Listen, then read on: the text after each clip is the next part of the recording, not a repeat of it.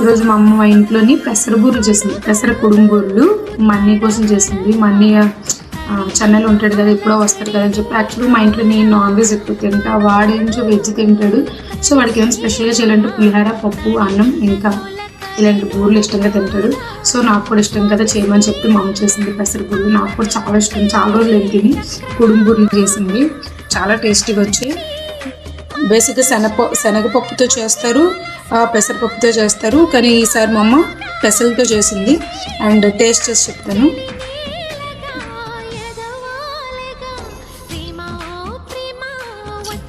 వాళ్ళు తింటే కొన్ని ఫుడ్స్ మాత్రం ఇంకా రీచ్ చేయలేం. అంటే నాన్ వెజ్ కూడా మనకు గుర్తురాదు.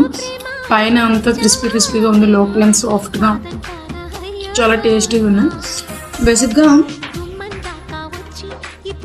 బేసిక్గా నాకు బూరెలు ఉండడం చాలా కష్టంగా ఉంటుంది. అందుకే ఇక్కడికి వచ్చినప్పుడు మా అమ్మతో చేయించుకున్నాను. అండ్ బూరెలు మాత్రం చాలా టేస్టీగా ఉన్నాయి.